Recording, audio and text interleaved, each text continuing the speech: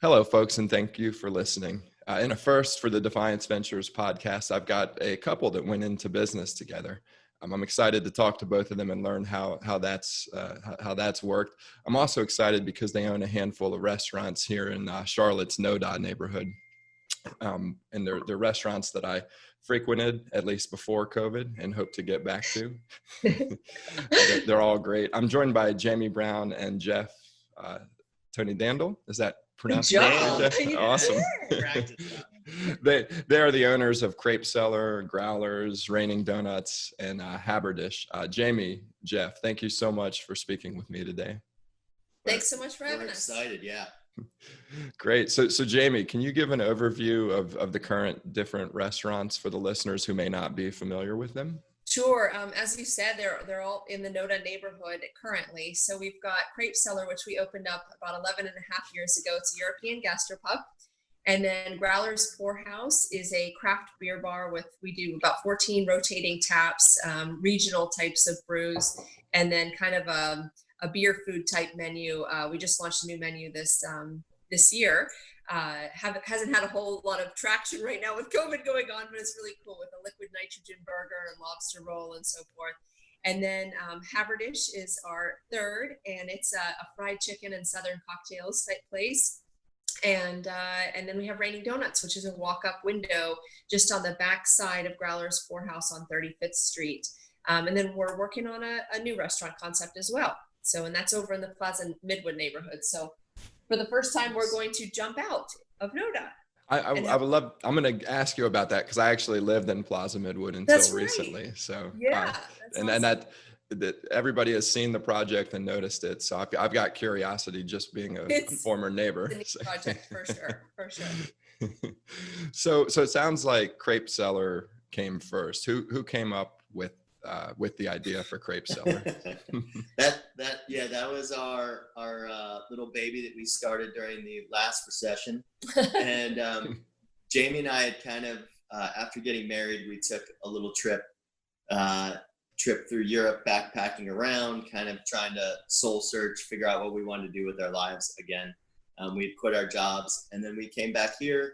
The economy imploded. The landscape was a little bit different. And I had the wonderful idea of opening a restaurant, and we were trying to do something that wasn't in town, trying to do something that kind of brought about those European cafes that we had, but also giving people an option to have a night out with a unique food that maybe wasn't quite as pricey or costly as some of the other places, just because everybody was hit so hard. So came out with Crepe Cellar. The real heart of it was a European gastropub, but it also gave you the option to have a crepe and a salad and a glass of wine and get out of there with a date for $30 back in the recession. So, and then we've kind of grown that and gotten better at our craft, and we have seafood specials every night.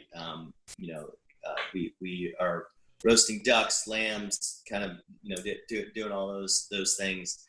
Making fresh pasta. Everything there is fresh and homemade, except for the bread and the ketchup. So Nutella too. Don't forget and Nutella. Yeah, Nutella. some ingredients you can't mess with. So we work real hard over there, and it's just a nice little quaint spot. So you decide to open a restaurant. Had you ever?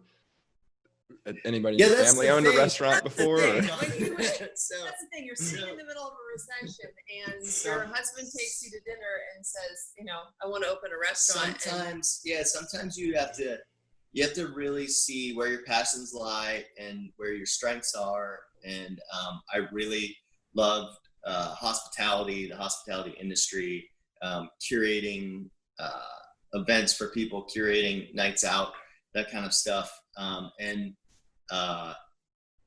pretty, cook a lot and really into food and that kind of stuff. And I think we wanted to bring some of those experiences we had to people. And so it really was like we had the passion. We didn't quite have the knowledge or the skill. And so we jumped in and put our hearts into it. And here we are today. It was a very scary thing to start out doing, but it's one of those things. I think a lot of entrepreneurs go through this. I mean, you're an entrepreneur as well. It's like you just have to jump sometimes if you have this dream and this passion. I don't know if starting businesses you've just started one this year. I did. And it's probably the fourth one I've started. And I think you're hitting the nail on the head, Jamie. Like you just at some point you have to say, I'm going to do this and I don't have all the answers and I may fail. And I'm okay with that, but I'm going to try because for me, it's just, I have an idea that just won't go away. Like I get a lot of different ideas, but I only act on the ones that just keep nagging at me and keeping me awake at night. Yeah. Exactly. It's a little easier too when you come back to the States, you don't have a job, you have very few possessions, you don't have a lot of. We didn't have kids. We didn't have kids. We didn't have a lot of payments. We kind of planned on going to Europe and planned on getting rid of all of our stuff and downsizing and not having any expenses here. So it's like, come back here, we got a cell phone payment and that's it. So the pressure was low, but I really do feel like to be successful, you have to jump in. Like you can't, especially with a restaurant, like it is insane. The number of decisions you have to make, the amount of time you have to put in, the amount of time you have to be there, the relationships you have to develop. It just doesn't happen without being there. You can't do it from your desk. Well, you guys did a great job with Crepe Cellar for sure. I would have never guessed that it was the first restaurant that you had opened. we had a little help too, here and there. We had talked to a lot of people and leaned. He had a business partner at the beginning. Okay. His business partner at the beginning had ridden the restaurant business for 15 years, and so that helped. It just made us feel a little bit more comfortable jumping. Yeah. So and then I went out and got a real job so that he could play restaurant. So there was also that. Like, gotta have healthcare somehow, right? Yeah. The restaurant business isn't for profit. Well, that's awesome. So how much later do you open Growlers? And for the listeners who maybe haven't been to NoDa, it's literally right next door, right?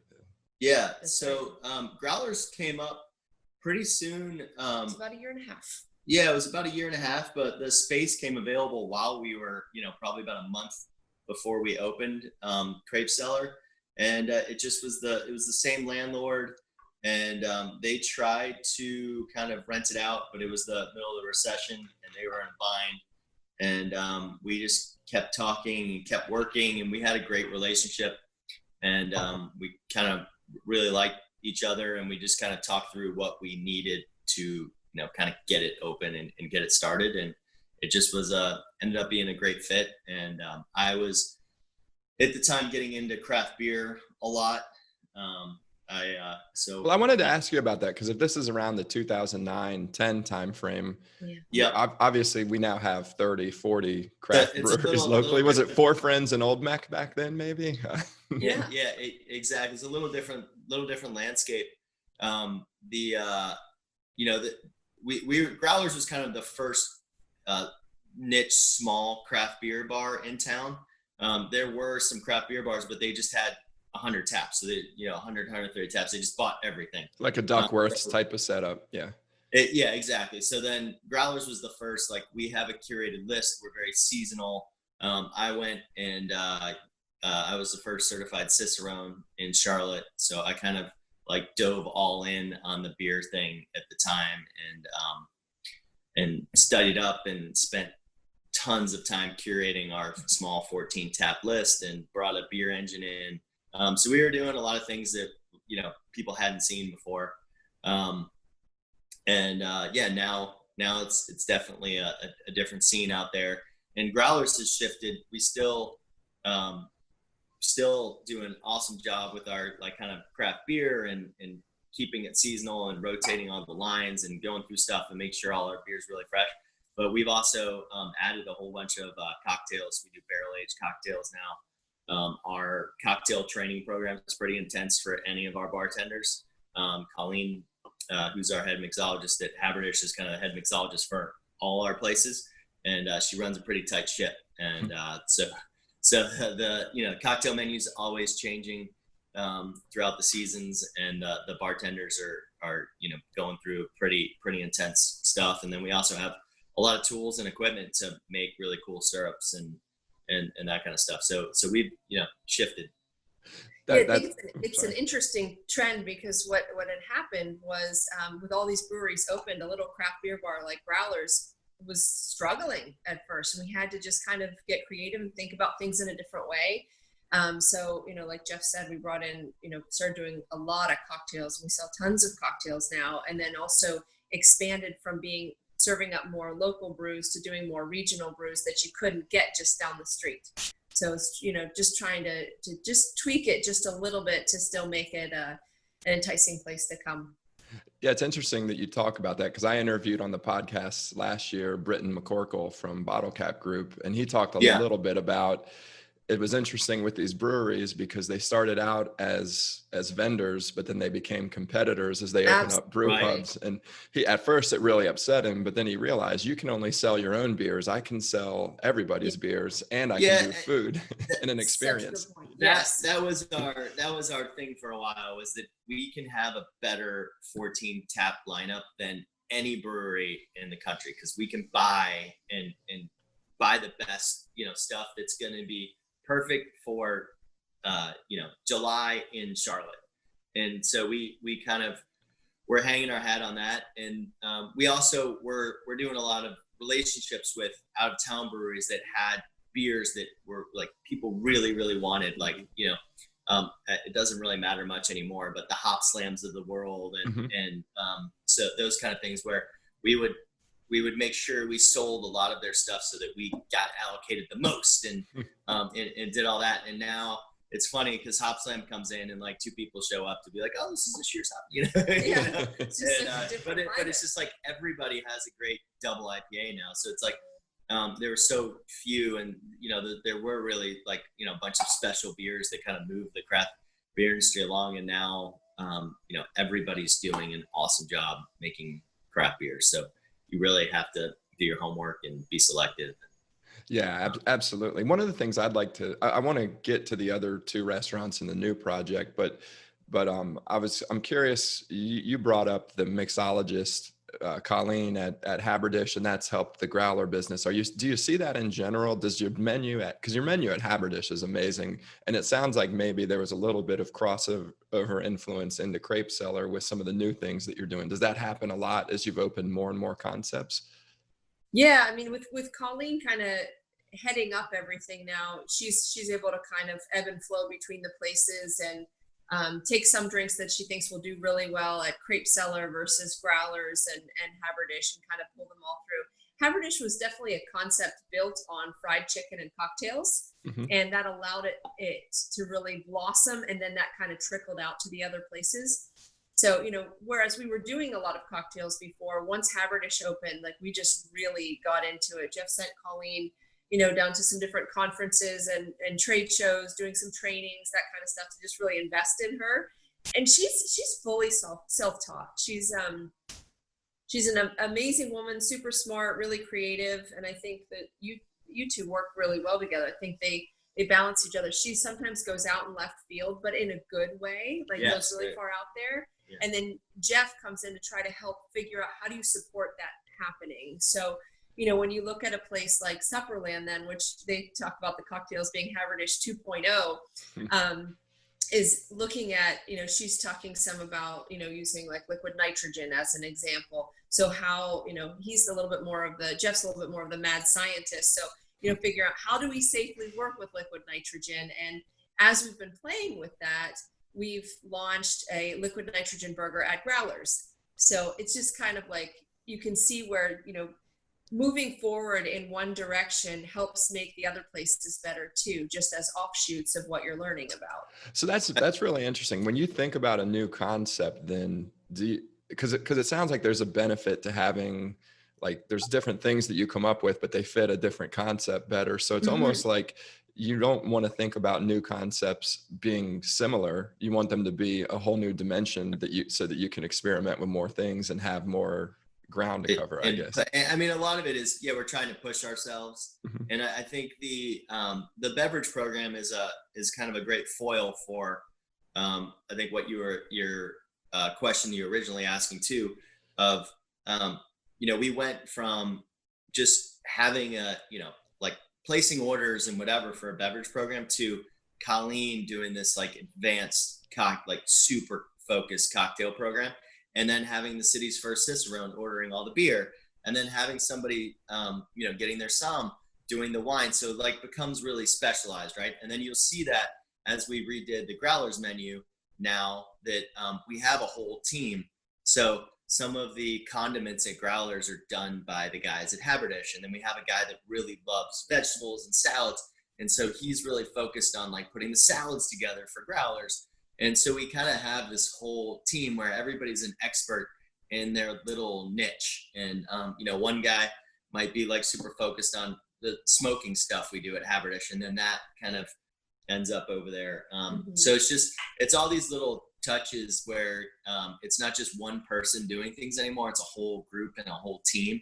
And just the knowledge base just, lifts all boats. And I think it's really great to have that focus and have all those people kind of passionate about their different little realms. That's awesome. So what, I take it was Haberdish next and then Raining Donuts? Yes. Yep. Yeah, Haberdish came, and then about a year. So that was at the end of 2016, and then Raining Donuts came the following year. So we had a little. If you look at our timeline, it was kind of like Crepe Cellar, Growlers came really fast, and then we had a lull in there because we expanded Crepe Cellar. So Crepe Cellar was started off as just an 11 tables, like really, really tiny restaurant. And then we used all the Crepe Cellar Growlers earnings to then buy the building. So then we had to wait a few years, and then we expanded Crepe Cellar, and then we had to wait a few years, and then moved on to. So buying the building, I take it you weren't upset when they got the blue line done. That had to. Yeah. We were waiting for that thing for. That's been a joke since we signed the lease. Everybody at Crepe over Cellar. in NoDa. We're signing the lease at Crepe Cellar, bottom of the market. We actually opened Crepe Cellar the month that the market bottomed, and we signed the lease like within a week April of 2009. Wachovia going under. So it's like all these, but we always joke then you're signing the lease, and the guy's like, well, the light rail's coming. So, We never counted on that. Yeah. And that was 11 years ago that we, signed that. We're like waiting and waiting and waiting. So, it's amazing the development that's happened as a result of that. And I live in Dilworth it's now. Incredible. It's South End is unrecognizable to where it was 10 years ago. And NoDa, every time I go through there. Demographic is changing. I mean, it really is. We've had to make adjustments and deal with that. It's amazing though. Yep. So 2015, 2016, you get the itch to open a new one. You've absorbed the cost of acquiring the building. And was Haberdish a concept that you had been kicking around, or was there anything that inspired that one? Or you were really interested. He was talking a lot about fried chicken. What I loved about the space that pulled in really well with what Jeff was hoping to do in opening a fried chicken place was that NoDa is a former mill town. So at the early part of the century, the textile mills all came in, and they really reached their heyday in the 1940s or so. But then by the 1970s, they were all closing up shop. Everything moved out. So that's when NoDa really started to take a nosedive in the 80s and 90s, and then eventually pulled out as like an artist's enclave type place. And, I think when we first walked in that building, it was actually probably two years or 2.5 years before we opened Haberdish. Probably. And we're watching the same thing happen with Supperland too. We walk in, and then it's like years later it comes to fruition. But that building where Haberdish is the former general store of the neighborhood, and we loved that. And so one of the things that we've really tried to lean into with the cocktails is that we do apothecary style cocktails. So you'll see things that are more apothecary in nature as ingredients there. Colleen's done a lot with using bitters for one thing, but also using like CBD oil is one of them. There's a cocktail that we have on there called the apothecary cocktail, and it uses CBD oil. Now we've had to change and serve it alongside it because we can't serve the drink with the CBD oil in it.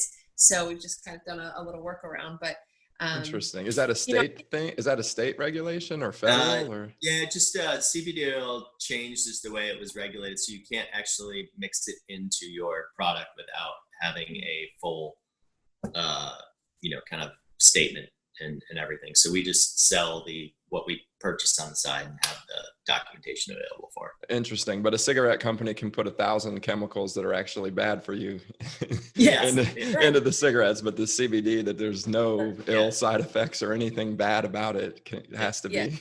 Must be served on the side. We serve it in a little glass vial.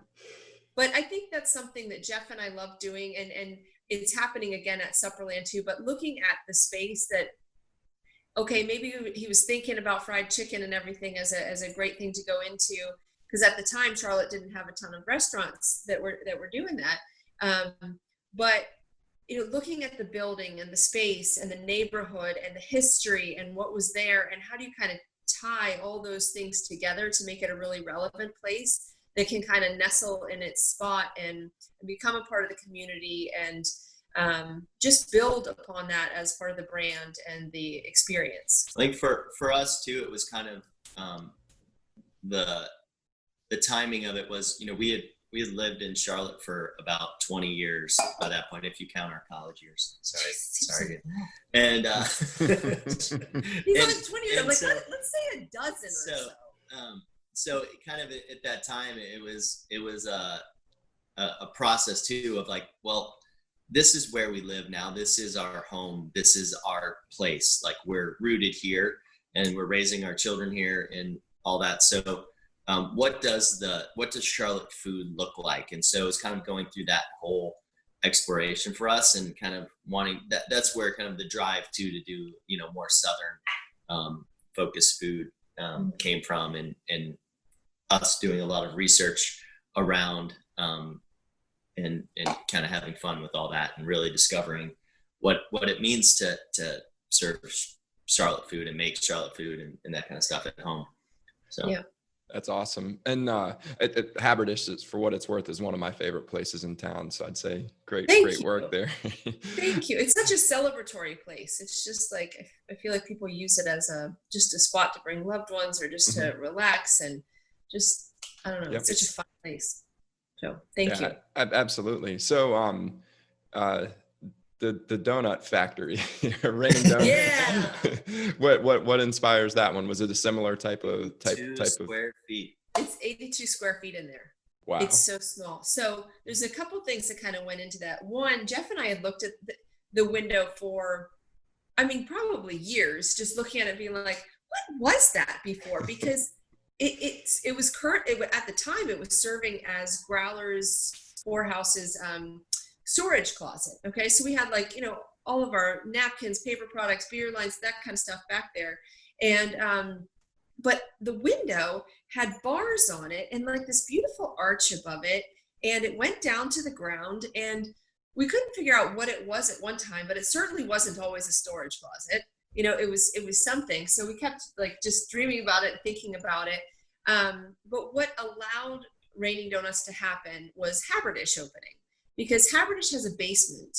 And so we actually use that basement for Crepe Cellar and Growlers storage now. So we were able to clean out that storage stuff, put it in the basement of Haberdish, and then somehow these guys squeezed a donut machine that literally did not even have a quarter of an inch to get through the door at Growlers. I have pictures of them. Literally, it's like scraping the top going through the door. How they squeezed metal smaller, I don't know, but they got it in, and it fit in this little tiny. Banging the HVAC tubes and everything with hammers to slide it in. Room. Wow. Yeah. But so good. And it's like a conveyor type process. We use one single base cake. We've got 7 different flavors, and each day we have a daily flavor as well. So that's consistent. So Tuesdays are apple pie, Wednesdays are cream cheese and berries. So that kind of just switches up by the day. But it is such a happy, fun place, and it was the easiest opening ever. I think people just love donuts, Yeah. There's so many complaints about places, but donuts, we were like, this was just easy. Fun. Yeah. That's great. So you've got 4 restaurants right there in the same neighborhood. Is the thought process to try to get one customer who's a customer of all four, or is it more to get customers who maybe aren't as into the craft beer and give them a chicken offering, or maybe they just want to come snack on your donuts, or do you think that far into it? I think for me, I think a lot of what has driven it was being a part of the neighborhood and wanting to help grow that place. But also because you're there, your ears are open to what is available. And for us, we also knew that by helping to build that neighborhood, it would help build our other places too. And it's been really inspiring to watch all of it come together, because now it's like one big restaurant family on that block, and some people are cross-trained, some people take a shift here or there. We make the chicken skins at Haberdish that are served on the one of the donuts on our Friday flavor at Raining Donuts. There's very much a family feel. It's not perfect, but it's just really cool to see it all come together. So it's interesting. In the NoDa neighborhood, obviously, you've got your 4 great restaurants. There's Cabo Fish Taco. There's a whole bunch of kind of institutions there. Yeah. Do you guys all feel like competitors, or is it feels like there might be a different vibe in NoDa where it's, hey, we're all in this together? I think we've all carved out our niches, and I think we've been there long enough too that we talk all the time. We text each other and stuff. And I remember Cabo last year, something that their electricity went out on the pole and like fried all this stuff. And Duke Power is coming, and Rob, the owner of Cabo, sends me a picture. And it was like Saturday at like 2:00. He's like, "Good luck today." He's like, "We just had it close." It's like, good luck today. And it's like, so I'm like calling everybody, like, start prepping, So we like to joke around like that. And, I think NoDa is a different place because we've all been through a lot. We've all hoped for that light rail to come through, and it took a lot longer than it was supposed to. And also that where that neighborhood has come from versus where it is now, where there are people coming from out of town who want to visit that place and spend their money there. That wasn't always the case. And I think that all of us have kind of been through that together, who've been there for a long time. I don't feel as close to some of the newer businesses, but even ones like Pop Bar, who's across the street, Kia and I text, on a regular basis. And I think just we're all going through this mess too, the COVID mess together. And I think, having one another to lean on or say, hey, what are you guys doing about this? Or what do you suggest for this? I think leaning on each other and helping each other out as much as we all can. Yeah, COVID has brought a lot of the restaurant owners together. I think. Just not even just NoDa, but Jeff talks regularly with other ones around town to try to figure out how do we patchwork this thing together. So I definitely want to come back to that, because that's really interesting to me, just seeing how the restaurants are starting to reopen and some are reclosing, and that's really fascinating. Real quickly though, because you've mentioned Supperland. Can you talk a little bit about what's going on with Supperland, and then maybe speak to why Plaza Midwood makes sense as a next neighborhood? How similar or different is it from NoDa? Sure.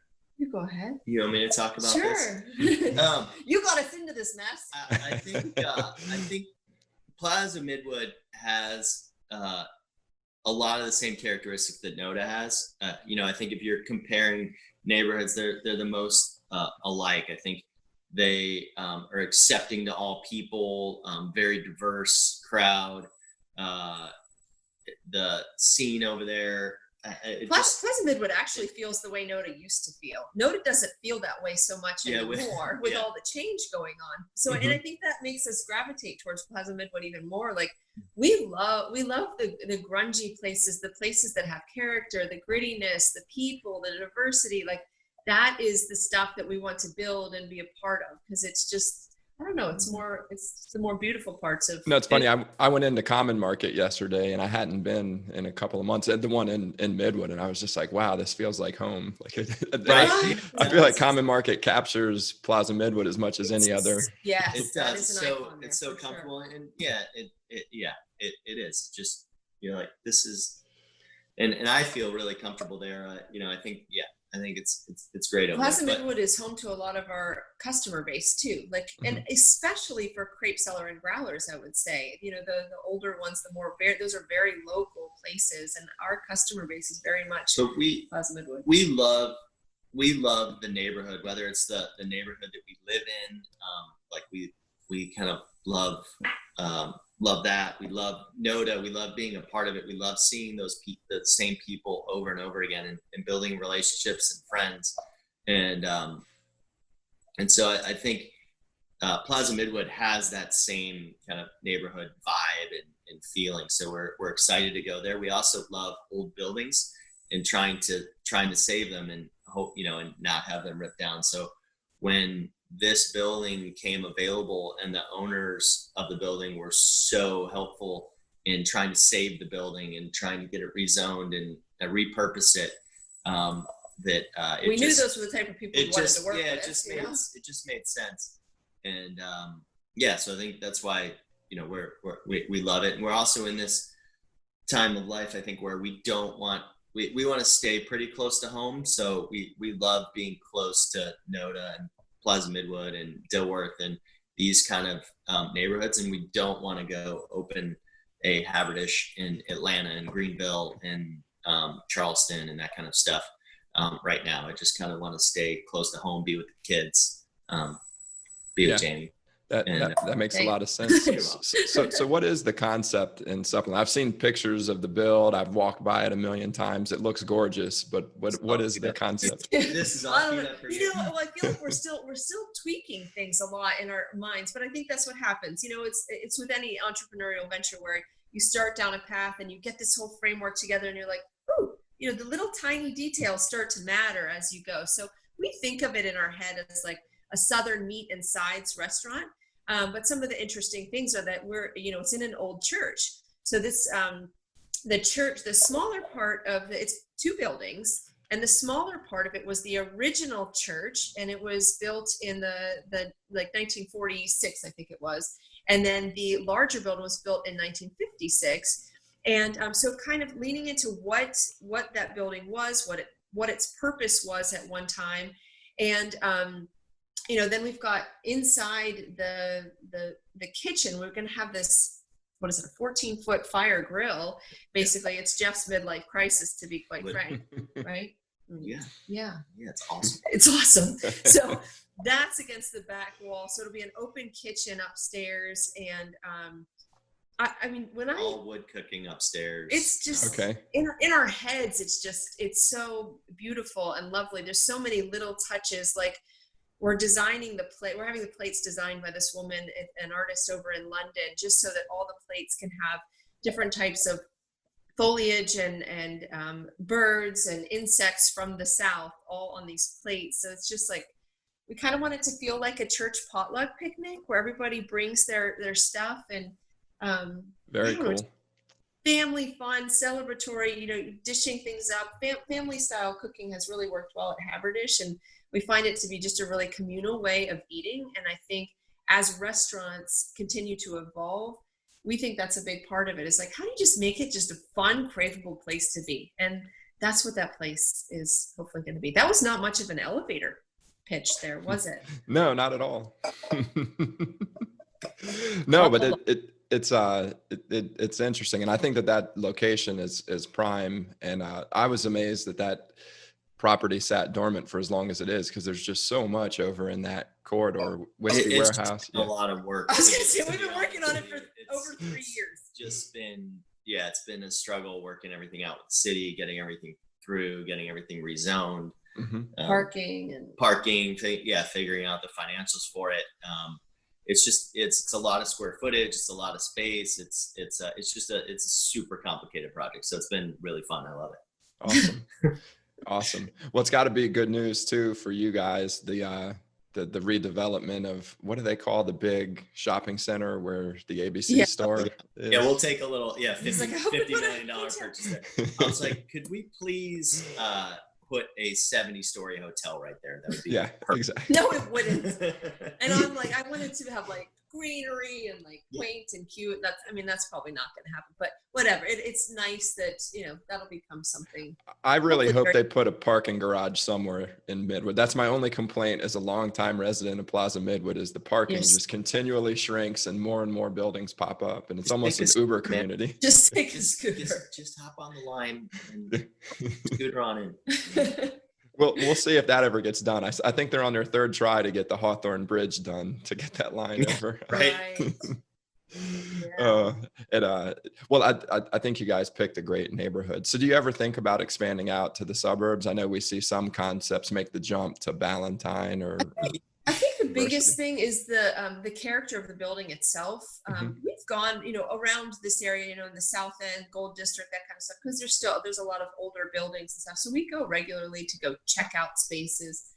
But we like that inherent character of a place. And the idea of restoring something, salvaging something that just can be given a new life, versus like completely new construction. So I think that's part of it. We're partners in a place up in Davidson, just little small piece up there, and it really is so tough for us to carve out time to get up there and to build the relationships and kind of be involved. It just is, especially, I think there was a few year period of time when it was really hard to get up to Davidson with the traffic and all the construction and everything, that it just kind of pushed us away a little bit. And I think that's why we focus more on these neighborhoods that we can bike to and walk to and just have everything at least close. While the kids are little. Once they start like hating us, then we could maybe do some stuff. Yeah, exactly. Like we could open up a little bit more. Well, it's funny. I've had a couple of people on the podcast who, one is Greg Brown, who runs the Charlotte Angel Fund,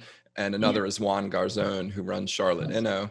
And also a thing called Pitch Breakfast. And both of them used to draw people from Davidson, but it became so disconnected from Charlotte that they had to create sub-communities and events that are in Davidson, because the people in Davidson don't want to come down to Charlotte and the people in Charlotte don't want to go up to Davidson, which is unfortunate, because Davidson, when I think about neighborhoods like NoDa or Midwood, that it has a similar, not the same feel, but it's a cool spot. Commute there. It's so true.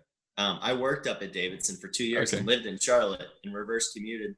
And I used to also, my brother is a professor at Davidson, or was a professor at Davidson, and I used to play basketball with him twice a week at lunch up there. Wow. And it's just like, but that's, that was 15 years ago, and it was a 25 minute drive, But that part of Charlotte is so endearing to us. We both went to Davidson. So he played tennis and I played basketball. And so it's very special to us. But it's different in that being a suburb, you don't have the nightlife vibe that I think both of us are somewhat attracted to. Just in terms of, some of it's, I guess it's the exploration of cocktails and just pulling together that whole beverage scene as part of the restaurant experience. But I don't know, I think it makes it just very lively and maybe a little grittier or something. You like to stay up late. Yeah, right. Like snoozy Susie at like 9:30. Our children wake up at the same time every morning. I know. That's great. So I do want to shift gears and talk about what your experience has been like reopening. You started to talk a little bit about it. What is the current? What's that? We started talking about it, and then we blocked it out. Yeah, exactly. Well, and it was eye-opening to me in talking to Britton. I interviewed him on the podcast long before COVID, but then I talked to him as the state started giving guidelines on reopening. And in his case, he's got 15 restaurants, very well capitalized. They know what they're doing as a group for sure. Very different type of restaurant than you guys, but he said we're struggling to get 2 or 3 of these things open. And he said he was concerned that a lot of restaurants just weren't going to be able to reopen. I don't know. Yeah. I don't know how places are going to make it. I mean,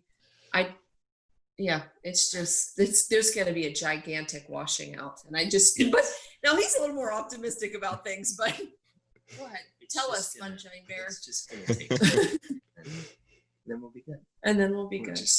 So, and I think one of the biggest things is that as business owners, taking each business as looking at each case very differently, because each business is run differently. They have different challenges. So right now, out of our 4 places, we only have 2 of them open. Haberdish is open at 50% capacity, of course, and we've elected to do that all by reservation only. And then Raining Donuts is open. So it's a walk-up window where people can just come get their donuts at the window. Crepe Cellar and Growlers. Growlers has never reopened. We just chose not to open it. It could fall under, the restaurant category, because we can open it, but we just opted not to, because we can't take reservations there easily. And then Crepe Cellar we opened for 2 weeks, and then opted to close. So we just had kind of the Crepe Cellar is just a little bit different than Haberdish. That Haberdish has the big barn doors. We have the patio with the cool pergola that opens and closes, and it's got more of that indoor-outdoor feel all throughout the place. Versus Crepe Cellar, even though we have some windows that open, it is that kind of, it's a gastropub. It's cozy. It's candlelit, and even you'd walk in there and there's no candles on the table because we're trying to keep the tables clear and that kind of stuff. And you're just like, this just like, there's no wine glasses. It just looks, it just wasn't the right environment, and very low ceilings. It's just a different type of place, different type of experience. And so it just didn't quite translate as well. We're also in the great position too, that we own that real estate. So we have very little pressure. Our landlord's very nice to us and super supportive. So we have more flexibility there because we're in it for the long term. And we were. I think another consideration too that I'm sure a lot of restaurants are going through is right now our servers can't make money. At Haberdish they're doing fine, but if you've got servers out there on the floor and they're making nothing to begin with, they're counting on tips, and you've got 4 tables in, So it was just tough when we tried to open back up. The to-go business then just kind of disappeared, and then having 50% of tables, and we were actually at more like 40, like when you social distance all the tables at Crepe Cellar, we were in the 40% range, and so that even put a bigger hit on us. Made it harder for us to make our money on the weekends and that kind of stuff. And we kind of, from the beginning, I think we've been out front of following best practices, doing everything we can to keep our people healthy, keep our customers healthy. And we've worked really, really hard on researching all that stuff, getting everything possible, in our hands, hardware stuff to make that happen. We put plexiglass up on our bars. We put, plexiglass up while you're, from the server station, while you're waiting for the bathroom. We have all these things. And then we also were doing, and we're still doing this at Haberdish. We have a group A and a group B, and there's absolutely no crossover. So we have a team that works Tuesday, Thursday, Saturday, and a team that works Wednesday, Friday, Sunday. So very similar to, things that have to stay open, whether it's a trading floor or whatever, of separating your workforce, keeping them. So we actually designed the system so that if someone did get COVID, we'd have time to react to it, take care of it, do what we needed to do. And we had 2 groups, so we could send one group home and the other group could cover for the whole week if need be. That's really interesting. Did you get any guidelines from the state or local officials on these type of things, or do you have other support networks that you go to, or do you? It more came from the business community of just reading up on best practices, talking to some of the investors, some people that are CEOs of other companies of what are we doing? So one of the people I talked to had a testing company where they run COVID tests, and they're like, we can't close down, so we have a group that comes in at 5 a.m, and then another group that comes in at 3 p.m, and there's no crossover. They sanitize the place in between, and so just kind of getting those best practices from those other industries and then implementing them. And it was not easy. And I don't know of anybody else doing it. And probably because when you go down the road, it's really, really hard to do. And it's been difficult, especially for a donut shop, Crepe Cellar, Haberdish, and keeping that. Now we have a little more flexibility that we close Crepe Cellar down, that we have we have some employees that are very, very skilled, some sous chefs, executive chefs that are sitting around that if we need somebody to come in for a night, we kind of have that ability, but it's not easy. So we were doing that in Crepe Cellar, and we're just working so hard to lose money that it's like what, like why are we doing this? Yeah, absolutely. That's painful when you're losing money. But so you're taking a lot of precautions. What asks do you have for your customers? Is it as simple as wear a mask, stay 6 feet apart, and wash your hands, please? Or are there other things that customers should do? Don't come. Just don't come if you don't feel good. Like if you have any symptoms, if you've been around somebody, it's not just for you or us, and it's our staff is around all these people all the time. We want to protect them. We want to protect people in the community. And I think we just all, just need to suck it up a little bit. Just, don't go out if you don't feel good or if you've been exposed to somebody. It's kind of like, it's like our staff takes their temperature every day. They fill out a logbook. They answer questionnaires. They do this before, like they take their temperature before they get to work. They do it again when they get to work and fill out the logbook. And it's like, we're doing all these things. We're committed to wearing a mask in front of a 150 degree, oven and or whatever it might be.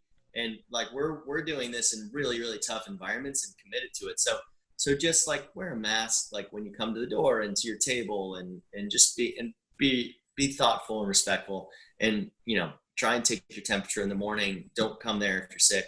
That kind of stuff.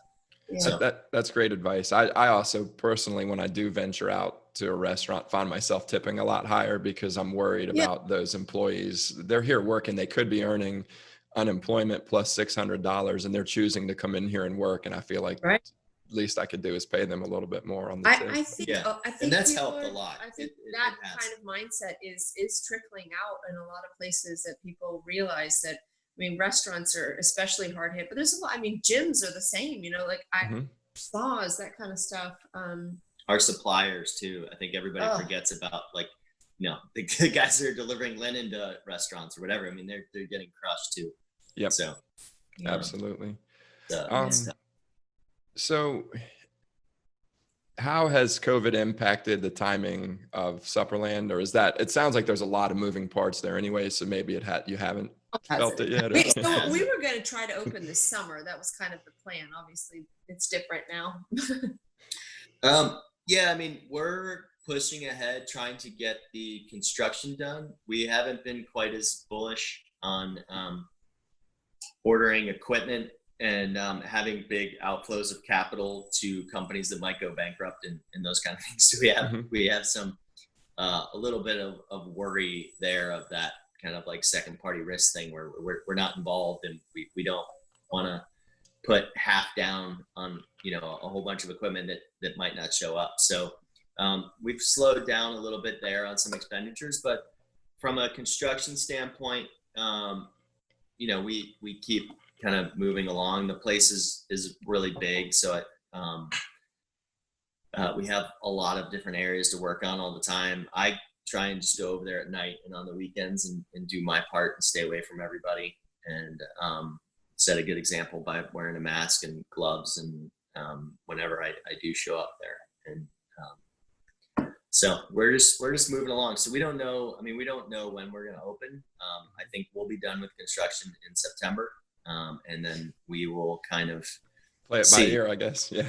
Yeah. So, I mean, you're just gonna hang out and see. I think it's tough to open in a environment that's not like, as fun or whatever. So we'll just kind of wait and see and feel it out. Okay. Great. So I'd like to shift gears a little bit and just talk about what it's like going into business together as a couple. How do you go about? We don't talk about COVID anymore. No, I'd like to move on from that topic to a much happier one. Okay. But so when you two, I think I'm starting to get a feel for the separation of duties there. Do you think more across function or across restaurants? It sounds like it's much more across the function that you serve and not as organized around the restaurants, but exactly. For sure. And that for a lot of the employees, it's more what you do and then you do that everywhere kind of and help out at different places. Yeah, I think we both have very different interests and strong suits. Although we both love to cook, we both cook all the time. I think, and we approach things very differently. I I like think to weigh things. he weighs everything. It's the strangest thing to me. Like, I'm like, just put it in a cup and cook with it. I cook more that way. I never measure it. It's just, this is how much I think goes in here. Yeah, he gets out his little scale thing, and even his coffee. He's like, has to do math to do his coffee, and I'm like, this is insanity. Like, I just no. That's great. But I think that kind of thinking is really helpful for our businesses, in a lot of different weird random ways maybe that I can't even If you want see. somebody to make food consistently, use a scale. Use a scale. Okay. And I'm with you on the coffee there, Jeff. I don't know how to do it myself, but when I watch baristas who do go in and measure it properly, there's no doubt it tastes far better and much more consistent. It's consistent. Right? Exactly. And we pre-measure at the donut shop too. So we have vacuum. So when we open up the bag, then we have vacuum sealed containers to put every measurement of coffee into.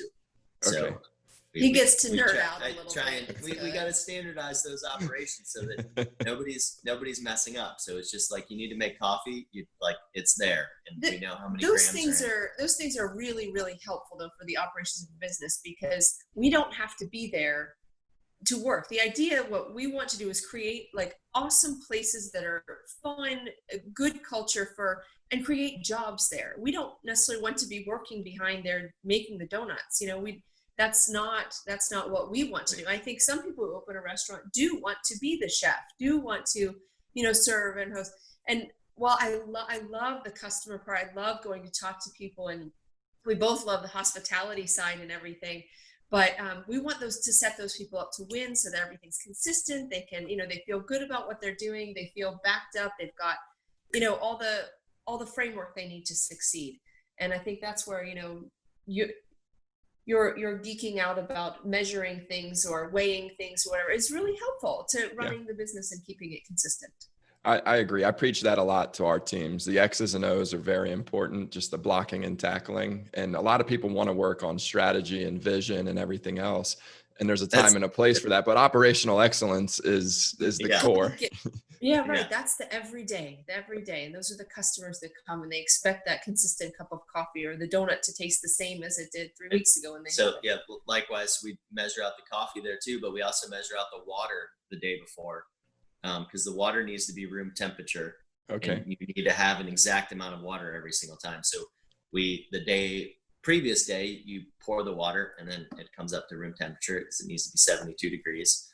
So, wow. So if you run out of pre-poured water, do you just stop serving coffee for the day, or do you just pour enough? No, sorry. The water's for the donut For mix. the donuts. Okay. Got it. The water for the donut mix. And no, you don't have to stop if you haven't poured enough water the day before, but it then takes 5 minutes because you got to get the water to the exact temperature and you got to get the thermometer. So this way you don't have to do that. So okay. I wonder if you could use a sous vide to speed that process up. You could sous vide your water. Yes, we could use the emergency, but then we'd have to take it out of the water bath for the liquid nitrogen burgers. Then we'd be down in sous vide. So that's interesting, because the advice you're giving on separation of duties, I think that applies to any partnership, not just when it's a husband and wife. Are there extra challenges or considerations when it is husband and wife? Obviously you're closer to one another, one another more, you trust one another more than maybe other business partners would, but what are some of the things you've noted there? Go ahead. I think knowing each other really well, and also just we don't tend to be fighters. We're not combative with one another. I think that helps a lot. I think it's also knowing when to back down, where number one, I know he's better at certain things than me. Now I might offer an idea, sometimes it's taken, sometimes I'm not, but sometimes it's not, but don't take it personally. And I think that's something that any kind of business relationship needs to have, is just don't take it personally. Like, I may throw out, hey, what if we, added in this like orange flower on this plate? I know that sounds so weird, but, if he doesn't like it, it's okay. Like, just, don't get so attached to things, and just kind of, just kind of let it go. Yeah. And I think looking at, because I am Funshine Bear, looking at it from a positive standpoint, us just being able to bounce ideas off of each other 24/7 is awesome. And like the dreaminess too, like it really, that's what makes it fun. Of, Jamie can be like, so we can't really find the plates that we want, or, so like, can we design our own plates? And I'm like, well, there is a way to do that. And so then it's like, well, who would we have designed the plates? And we start like looking, through Instagram and Pinterest and whatever. And then we're like, well, let's reach out to this person. And then we just kind of go forward with it and just have a blast kind of doing that stuff. And it's nice because there's no red tape. So when we want to make something happen and we both like the idea, we kind of just can move forward. But I think, what we see with Supperland, and we've seen in the past too, is the idea of, you have this whole vision of what you want to create whatever the business is. And, in this case, it's creating a restaurant in a church space. And so taking what is in his brain that I can't see, and then knowing what's in my brain. And, as we continue down the road, we just have to keep, kicking the rock down the road and trying to get our visions aligned closer and closer and closer, so that when it opens, it is that at least very similar to what we've each had in our brain. So talking about it a lot, and we look at a lot of pictures, we collect stuff on Pinterest just to try to like put what's in our brains out here so that the other one can get it. You know what I mean? Absolutely. No, so it sounds like you probably aren't caught up on Netflix or HBO the way some other couples might be. No, we do like Chef's Table, or some of those chefy shows. We do watch some cooking stuff, but yeah, for the most part, we don't watch too much TV. We hang out together and work on whatever we need to work. Collect pictures on Pinterest. And, that's awesome. Yeah. And discuss the operations of measuring water. Yeah. So this isn't specific to being a couple and doing it, but we all hear about how hard it is to open and keep open good restaurants. I've invested in two myself that have folded through the years. What is it about restaurants? What's that? What about a third?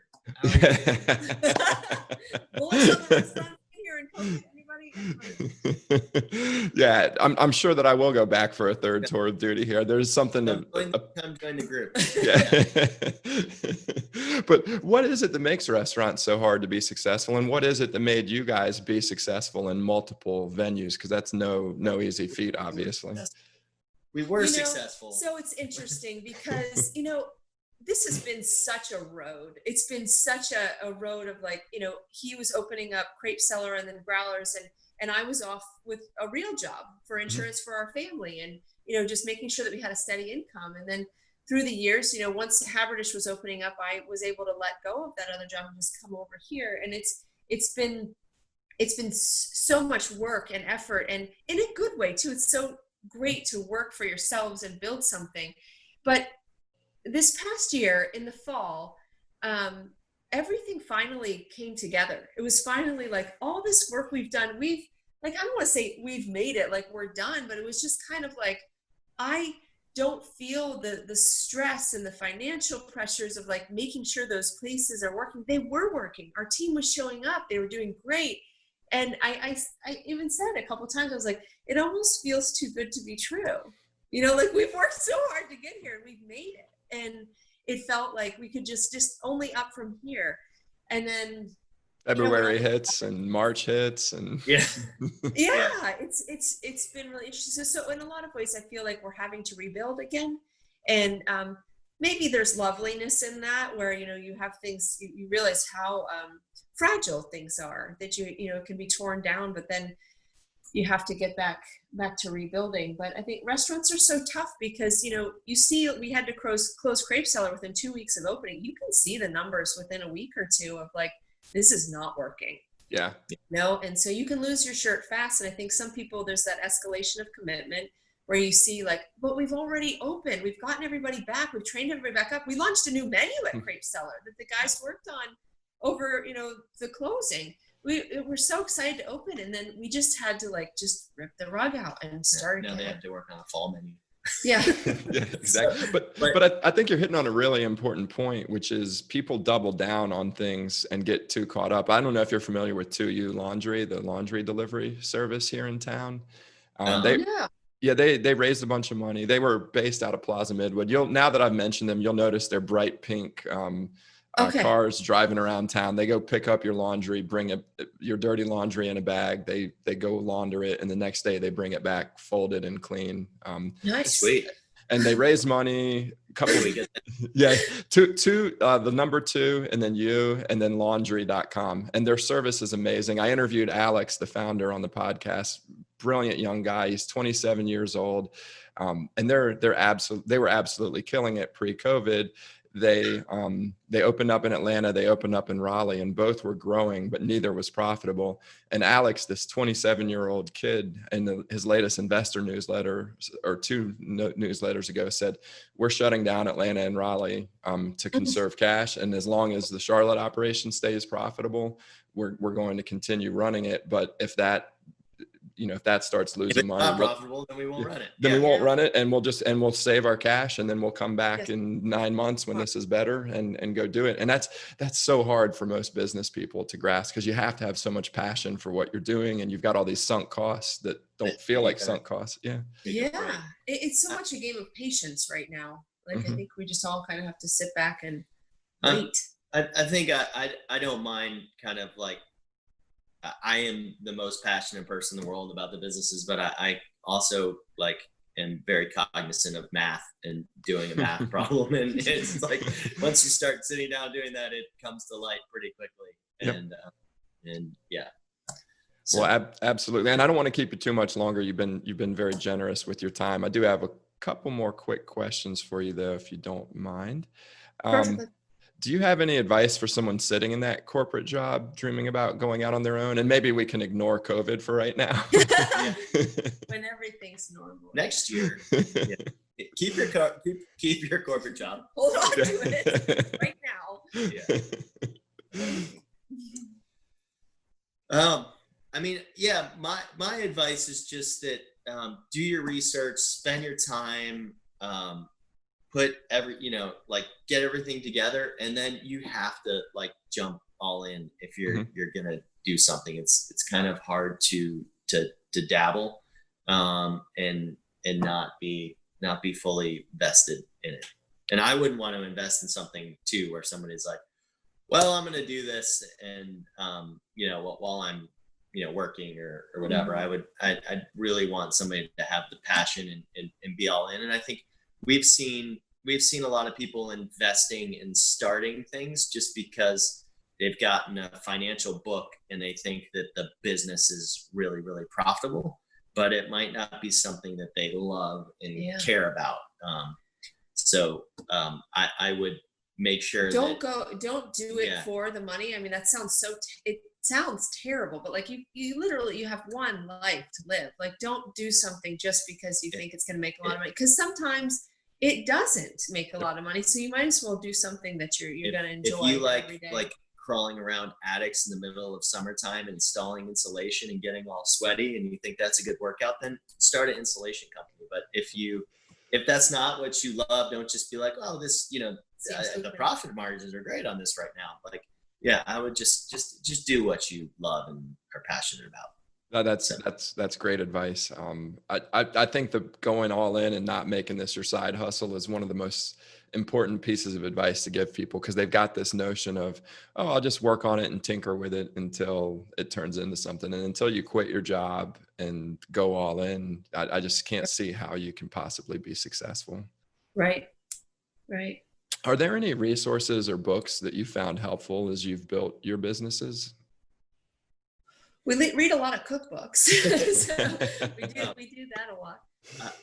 I mean, for me, I think, so we both have our MBAs. So I think that, and she has another master's degree too, but I think doing the work, getting the education, like putting that in frames a lot of stuff. And whether we're using our Excel skills in finance to the fullest every single day, we're not. I use them.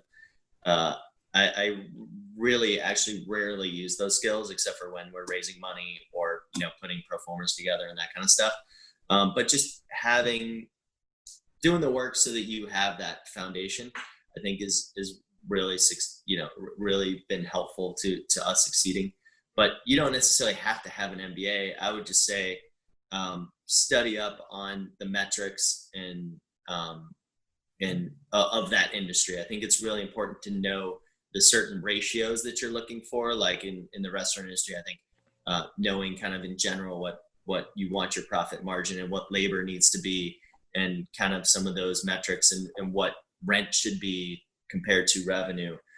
Some of those numbers, just having them really top of mind is that's really, really important. I think. Yeah. I was just, as you were talking, I was thinking about books that were, insightful to us. I think Danny Meyer's book's been very helpful to you. Yeah. Setting the table, right? Setting the Table by Danny Meyer's awesome hospitality book, but also a great framework of how to care about your people and awesome. run a restaurant. Yeah. Yeah, I took a note on that. I'll link to it in the show notes, and so that folks can check it out. Other people in other industries too make that a book that they have their people. Right, just because it's about hospitality. It's about hospitality. It's about caring for people. As a woman, a book that I really enjoyed reading earlier this summer that I found just inspiring as far as like just entrepreneurialism or thinking like how do you take this idea in your head and make it happen. But it's called You Are a Badass, and it's by Jen Sincero. And I just liked how she thought about things. Just so, just you take an idea in your head and just kind of the idea that you can make that thing happen. You just have to start visualizing and see it and believe that it can happen. I like stuff like that. Maybe a little spacey for this guy. But I think is where, is the genesis of dreaming and kind of getting yourself on a path towards making something happen. I think you have to have both. I think the technical skills to go in and excel and model it out and understand what my ratios need to be and all of that. I think somebody has to be looking at that somewhere. Right. Otherwise you can't really, if you can't measure it, you can't optimize it. Right. But I think the inspiration is important too, and getting out of the mindset, especially for somebody coming from a corporate job, because that's not the normal way of thinking. I think you have to have some sort of like, feel that, hey, I can do this. I can get out there and go after it. And I've read a lot of books that do that for me. The Hard Thing About Hard Things by Ben Horowitz is really good. And then 0 to 1 by Peter Thiel is another one where it isn't really telling you how to run a business. And there's some of that in there, but it's much more than anything. It's just inspiring to me and to people who read it to like, hey, I can do this. This is hard work, but this can be done. Right. I would say too that like, don't be afraid to do something that you don't know how to do if you're really passionate about it, because there's a million ways to learn about it and get good at it. I mean, there's so many things that we've taken on just by like, all right, let's start by getting these books and reading about it and then watching YouTube videos of how to do it and then jumping in and working on it. And I mean, I think just don't be afraid. The resources online now is it's incredible. And I look at what Colleen, our head mixologist, has been able to do by studying, reading, whatever, just like self-teaching. I mean, if you want to do it, you can learn it. The resources are out there, and they're not, there might be a cost to them, but they're not that expensive. Absolutely. Well, this has been great, Jeff and Jamie. I really appreciate you taking the time to chat with me with everything that you've got going on. But before we leave, do you have any predictions for how the second half of 2020 will play out in terms of opening, shutting down, reopening? Not specific to you guys, but just broadly. Oh boy. Such a Debbie Downer like right now. I don't know. I think it's going to take restaurants a long time to come back. Mm-hmm. So, we're just kind of trying to hold the line as much as we can. And I don't know, I'm hopeful that at the beginning of next year that everything will kind of come back together. I'm also curious about how the election will go. Mm-hmm. I think that's going to cause, we've been through a lot of, there's a lot of large things happening right now, almost cosmic in nature that are happening. And, I think the election will be a part of that. And I think this is just a very, just a noteworthy year. And Yeah. so hopefully everything will settle in by January and we can just smooth sail through the next year. Well, that's a good way to end on a positive note. Hopefully There we here's go. to 2021 looking a It's little gonna different be than 2020.